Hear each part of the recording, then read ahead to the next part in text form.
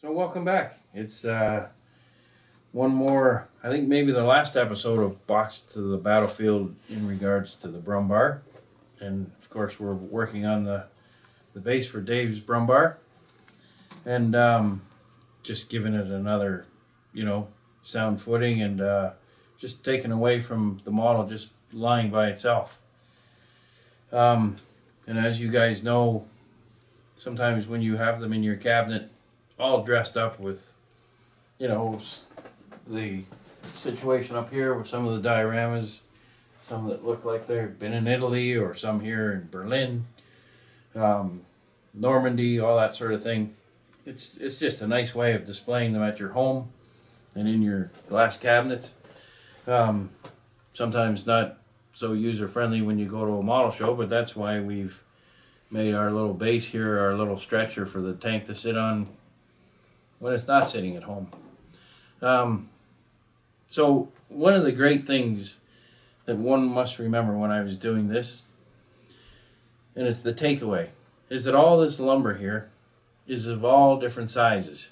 And that's because a home or a building or a structure is built up of all kinds of different sizes of lumber. All you have to do is just go down to a Home Depot and you can see all the different sizes that there is. There's a reason for that.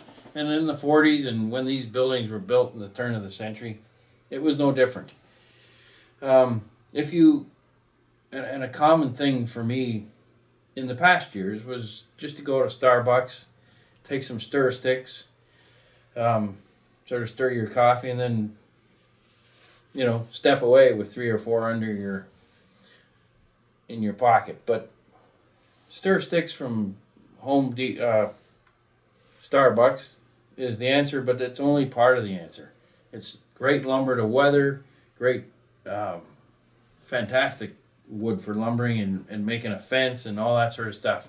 But you need all the little teeny little pieces of the structure itself.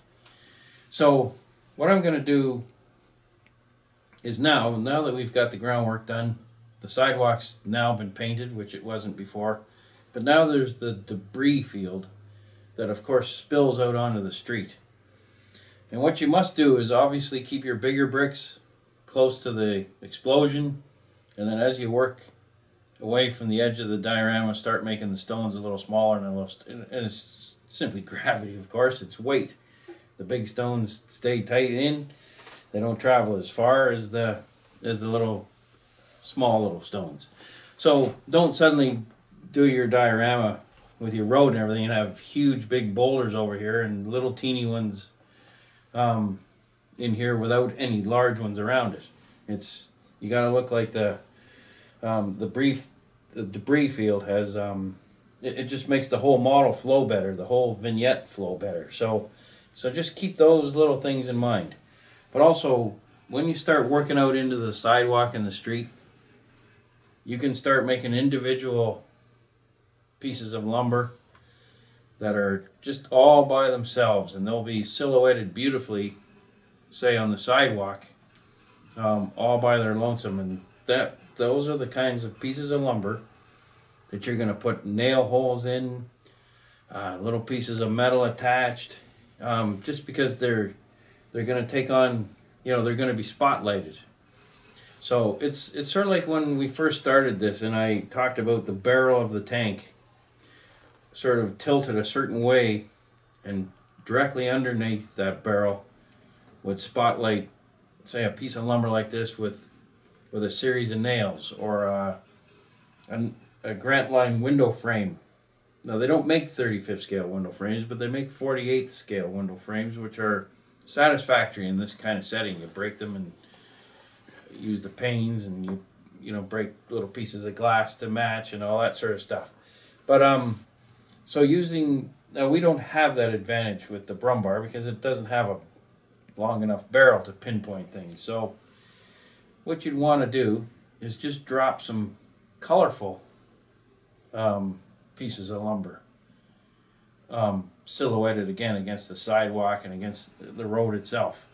So what I'm going to do is just paint some interesting colors, and I've got a whole series of interesting colors here that I will just paint some lumber and drop it on to our sidewalk and our debris field, and just sort of make them stand out a little more than, say, the lumber that's all around the Brummbar itself. Mostly because you want the Brummbar to be the focus point, and Dave's done a beautiful job on the Brummbar itself with lots of camouflage, and then that really great side skirt that he painted with the snow effect on it, and then having it chipped away. You want to bring that spotlight, so don't have all your interesting pieces of lumber in amongst all that. You don't want to do that. You want to make it flow. So, and then of course we have our hairsprayed lamppost, which will take shape here. Now the way the mini art lamppost goes together, it clamps onto here, a two-part piece, and then it has the shade. The way they've developed it, it's going to take a bit of sanding to get the seam out, and I'll show you guys at our next episode how to do that. You know, in the by just mounting it easily, and none of this stuff will be in the way once we go to sand it, but I'll demonstrate all and how to do that momentarily. So let's bring the cameras in nice and tight. We'll paint up some lumber, drop it down in our little debris field here. And this is also an area, guys, where if you wanted to have the tank commander, or you wanted to have a small child, he's going to fall in this sort of area here. So we're going to spotlight that area a little bit, and I'll show you some of the neat ways that you can do that.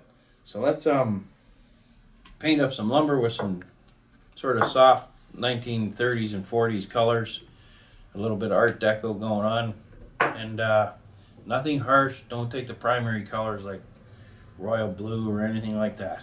Not any bright red, or you just want soft colors. You don't want to have any of these colors affect what the focus really is, which is our Brummbar tank. So let me paint up some of these, and then we'll show you how to develop the debris field a little bit. All right.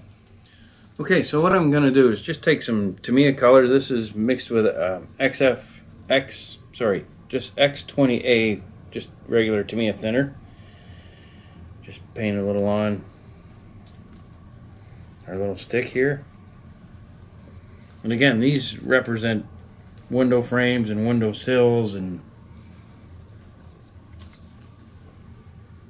that sort of thing.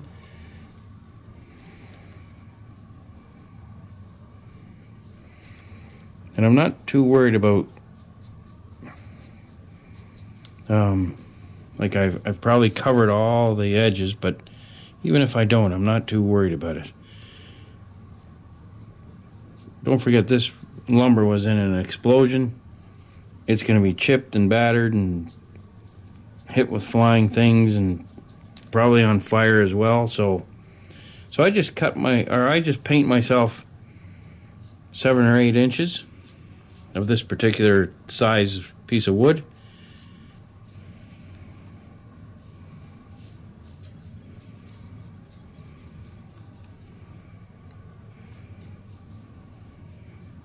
And again, I'm not using this harsh blue. I'm using Tamiya XF18. It's just a medium blue.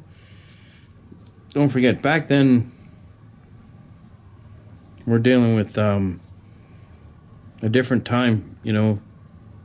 It's not the bright colors of the 60s and the hippie age or the psychedelic colors and all that stuff.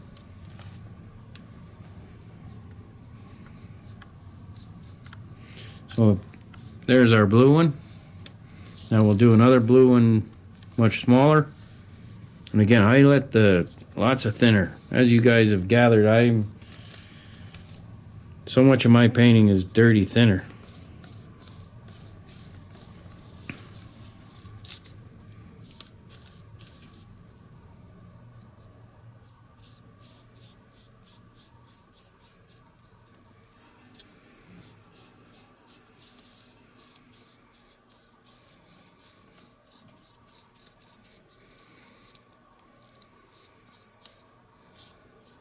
All right, so there's our little blues.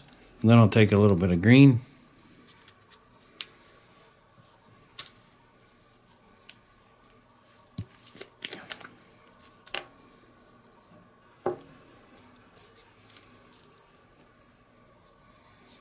Maybe do yourself another little bit, 4 or 5 inches of this again.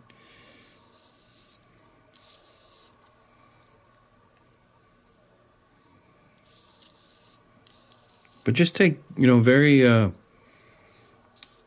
soft colors, very, just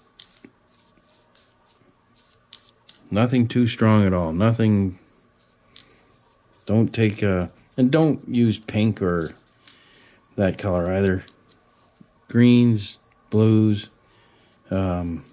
yellows, that sort of color. Put that there. Now we'll do a couple more inches in the green on our big one. Because in a minute I'm going to snap these. I'm going to break them as if they've been in our little explosion over here or fallen down house.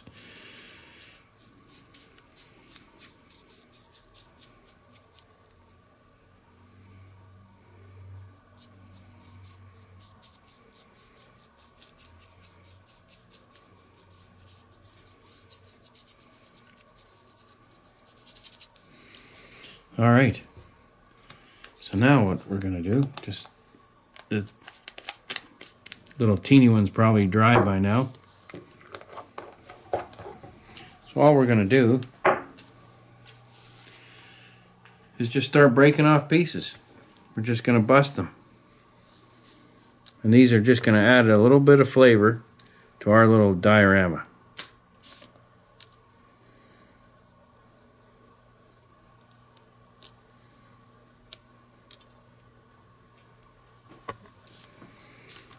And we'll just let this dry a little bit longer. But you can see the little sticks. And then if you need,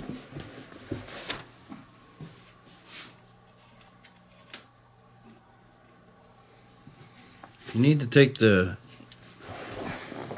little stir sticks from, if you have those sitting around, like I said, it's fantastic lumber. And then just shave it with an X-Acto knife. Just shave little pieces off.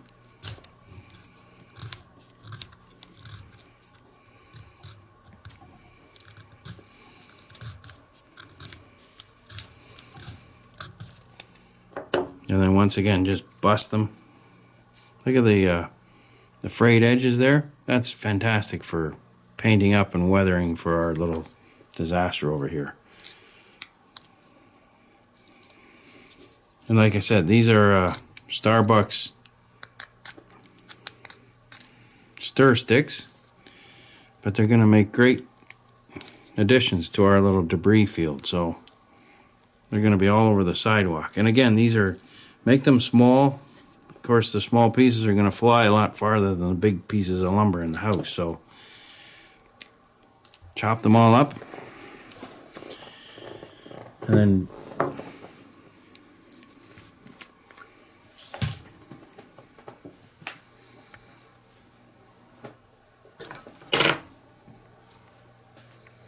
now here I have XF69, which is to me a NATO black.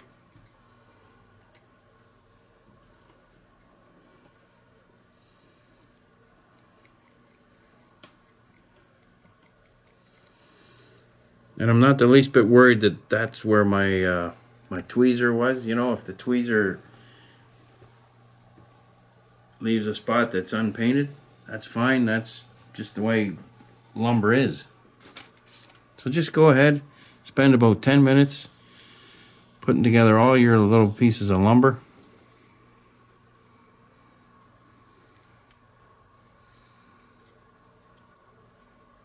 And again, like Dave's scratches on his tank and on his side skirts, they're just going to add texture to the whole thing.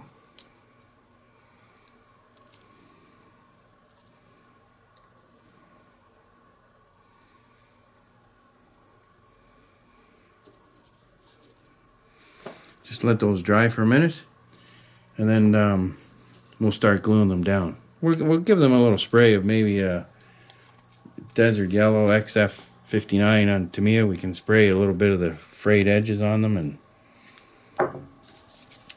and speed is not important here, but the most important takeaway to our little debris field and our whole vignette here is that we wanted to do it with on a very little short time schedule.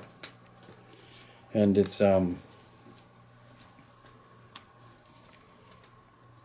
it doesn't take any time at all to do what I'm doing, so don't be worrying that, you know, we have advanced results here. Boy, oh boy, it must have taken Dave 40 hours to build.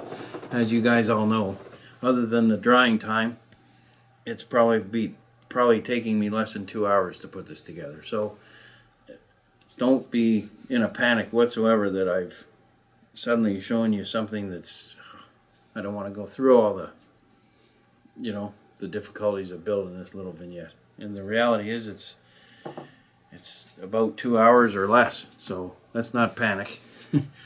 Now I'm going to get my airbrush out and then come back and spray on a little bit of the Panzer, the Desert Yellow, just to simulate the walnut and the different woods used of the day. They probably weren't using, you know, that color wood, you know, balsa wood type of color back in those days. Everything was hard wood, so we will we'll airbrush it and, you know, simulate that as well. Okay, so I've just mixed up a little wood color.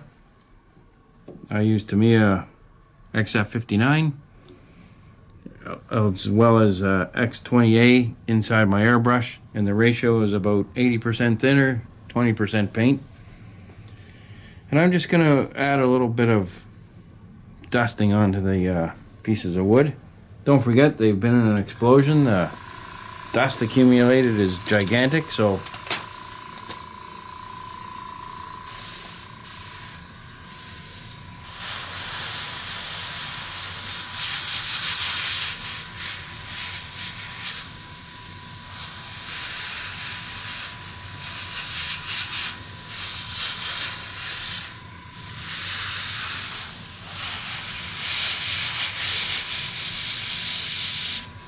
and again, this is just to take away from the snapping of the wood of, you know, that sort of balsa wood white colored wood that you have.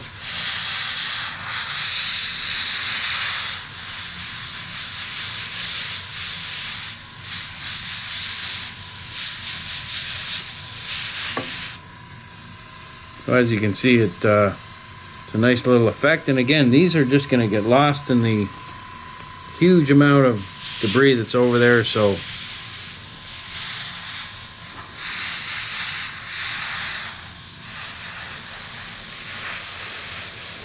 we'll dust this one up pretty nice,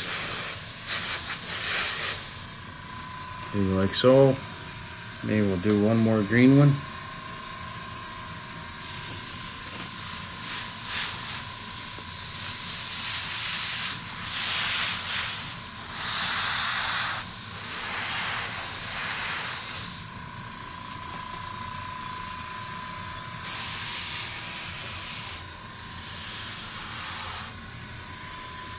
So there's a few sticks, and maybe we'll do this black one as well. So this one I might paint the whole thing.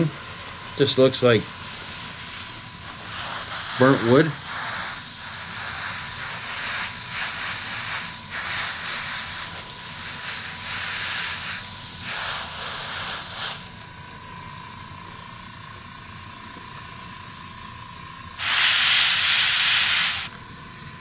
Like so.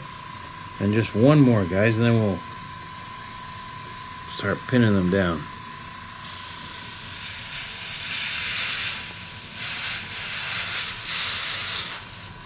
And go to your, you know, if you guys see a home or a building coming down in your neighborhood for reconstruction, go and take some photographs. And you'll see all this, you know, and you have that great steam shovel with a big claw on the end, just throwing a house basically in a tin bin. Go and watch it for 5 minutes and you'll see all this sort of thing that I'm demonstrating here. You'll see all that lumber busting and snapping and the dust flying, and you know, they have those huge cranes now that just go in and bust up places. So go and watch it for 5 minutes and you'll get exactly the same visual as I had when it came to building these. So then we'll take our debris field, or our blown up building, and all in here is going to be our field. Now there's a few stones there that I'm going to touch up with paint, and we'll get those going, and then we'll add our new pieces of lumber.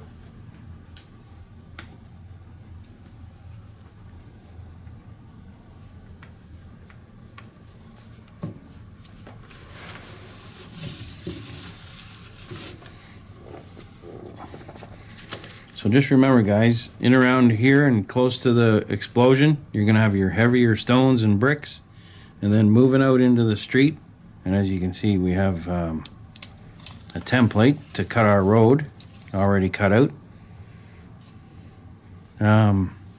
So just take our little stones with our tweezers, dip them in white glue, and drop them on.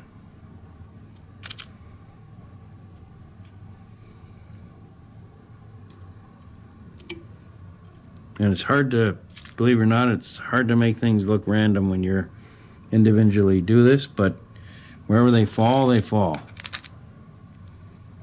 And that's the best way of doing this. If you try to drop them in certain places, it looks like you drop them in certain places and doesn't look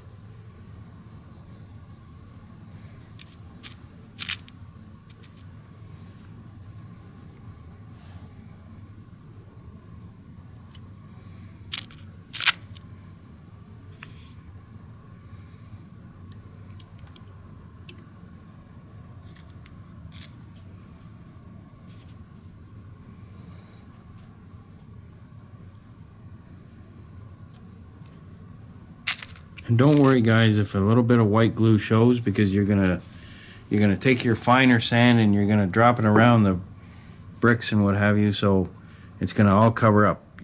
Whatever you do, don't have any exposed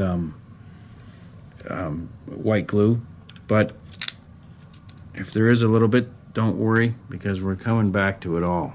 We're gonna be putting more down. So see, there's a big one. That's a little too big. Let's get some small ones in here.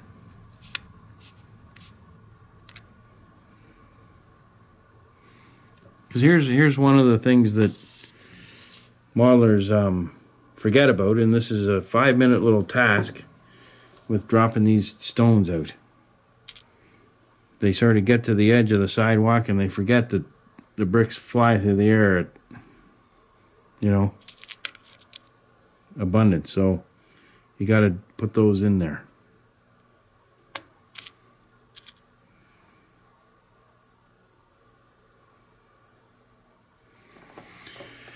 All right, we're not quite ready for our stones yet. We're just going to put down a little sand in and around these stones.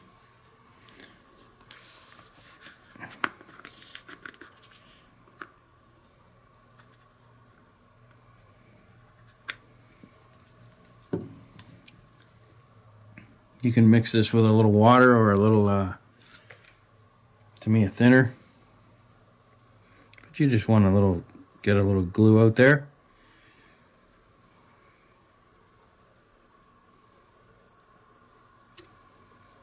And then just take a pinch of your sand and just drop it on.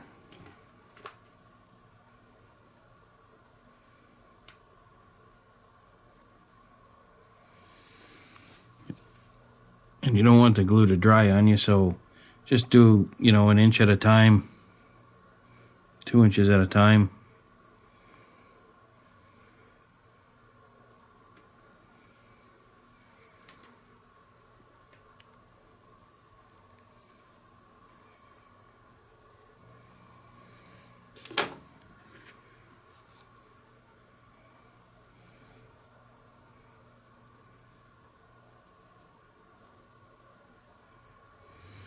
And don't worry about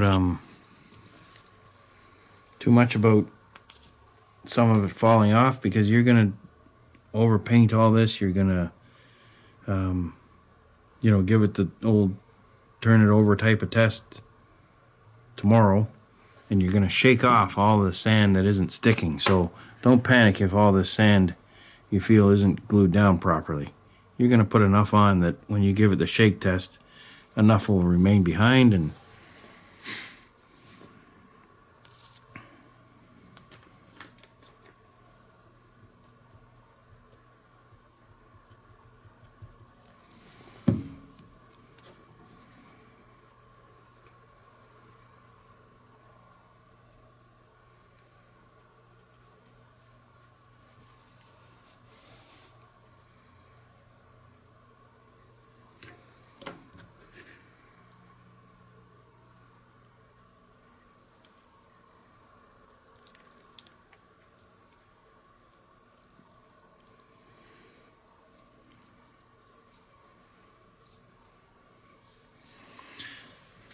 And that's basically how we're gonna make our debris field. Now once I get the road cut, I'm gonna add some more. I'm gonna add the dark colors. But here's all our little lumber. Now I'm just gonna drop these on for now, but you can see how now our lumber comes into effect that we've just painted.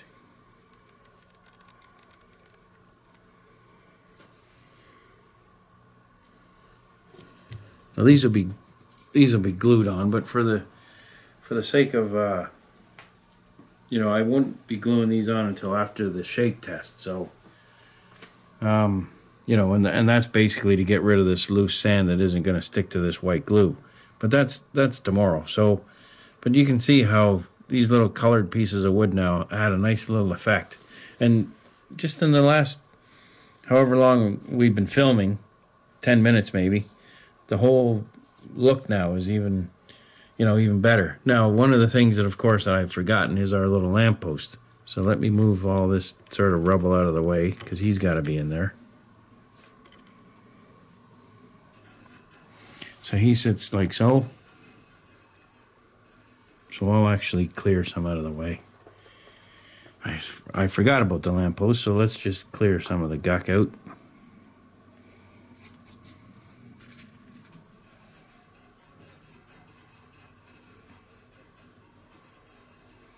We know pretty much where he's going to go, but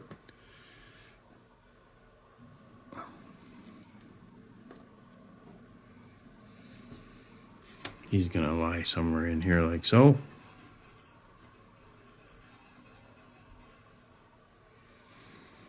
And I won't glue him down yet because of the shake test that has to go on tomorrow with removing the XF sand. I'm not going to glue the lamppost on until tomorrow sometime. But as you can see, all those little colored pieces of wood now are attractive, and they're lost in it all. They're not sitting there blue and green and different colors. They're just lost in all the rubble of it all. Now here's what I was talking about earlier about a gun tank versus the Brummbar. If I was to turn this a little bit, and then we have our... Where's our... So one of the things about having the gun on here is that it can point to things. And what I mean by that is not off in the distance at a Sherman tank, but it takes your eye to the end and then down, so that this coffee cup itself, that just reinforces it. It doesn't, everybody's going to see that coffee cup there, but having the barrel basically over top of it also will strengthen that little story amongst the whole story. So now having a coffee cup there gives it that human element.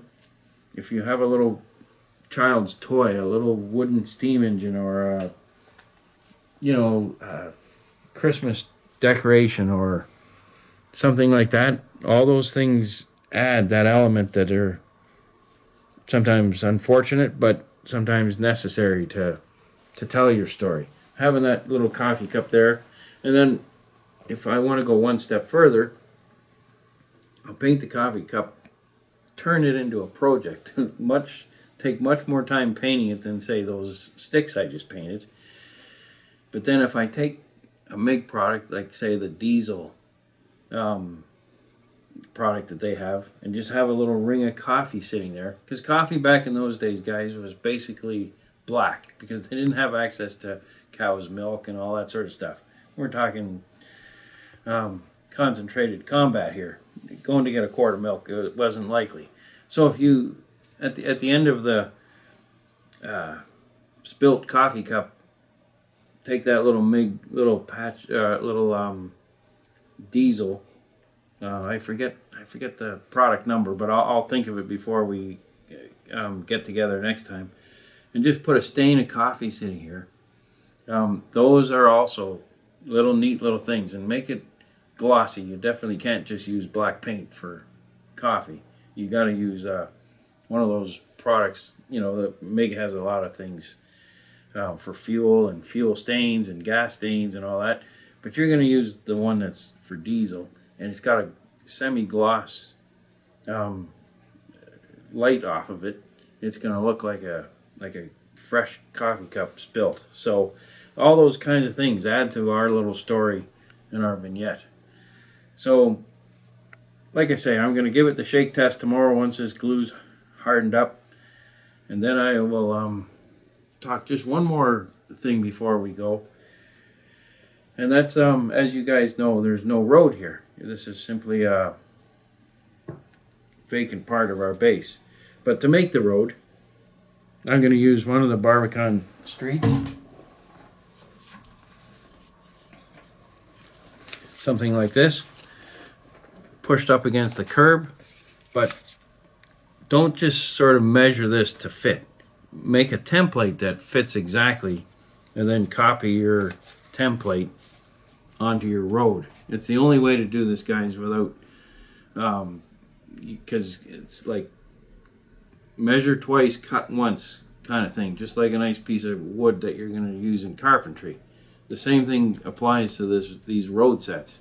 So make yourself a template that fits exactly in your road section, and then make sure that it fits, and then transfer the template onto your road, and then you've got it exactly fitting.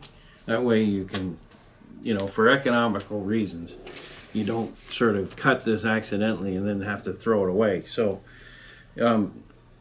it's simple math, guys. It's just copying. So it's easy to copy this little shape onto a piece of onto a piece of paper. So do those things first. It'll take you 2 minutes. Transfer it onto your brick road, and then it'll just drop right in. So that'll conclude. We have one more episode to show. It'll be a short one, but that's to show all the whole thing, including the Brummbar together, the little shade on the lamppost, the road the road painted. So we have one more episode to go, and then we'll move on to back onto probably our King Tiger. So thanks so much for watching, and we'll talk to you shortly. Thank you.